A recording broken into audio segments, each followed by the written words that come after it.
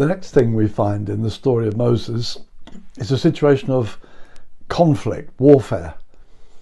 Because when they crossed the Red Sea, they were told simply stand still and see the salvation of God. Some believers want to say that that's how it is on every battle. You just stand still, God does it. Let go, let God. No, that's not the full picture of the scripture. The Bible shows us many heroes who are fighters. David, Joshua. These are men of battle. Even Nehemiah, who wanted to be a builder, had to learn God has a sword as well. If you're going to build something for God, you're going to have to fight. Yeah, fighting is part of the Christian life. So suddenly, without any warning, a battle, Amalek, comes against Moses with its army.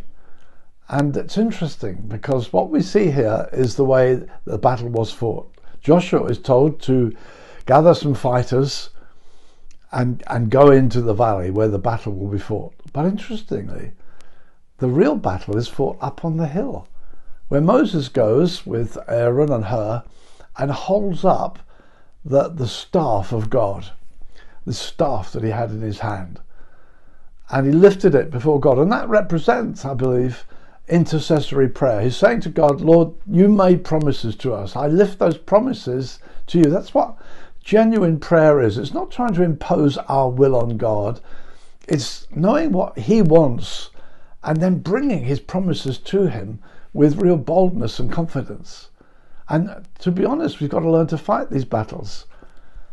I've had many such battles through the years. Perhaps the one that I love to illustrate from is when, as a church in Brighton, we'd outgrown our present building. We needed a much larger warehouse to meet in, and we found one in the centre of Brighton and were given a fairly unofficial kind of, yeah, you could bid for that if you like.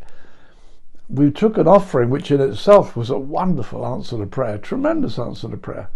And then we made our bid, and then we're told by the council there's no way we will change the use of that building from an industrial building to a church. And they said to us, there's no point in appealing, because we said we'd like to appeal against your decision. And they said, well, if it had been kind of 60-40 vote, then it's worth appealing. But 70-30, 80-20, look, this is a 100% vote against you. There's no point in appealing. So we wrote our appeal. We kind of sent our Joshua into the valley to fight for us. But then we went up and prayed. We had some wonderful prayer meetings. We laid hold of God. We felt God said to us, I'm going to give you access into the centre of this town. I'm going to give you this place.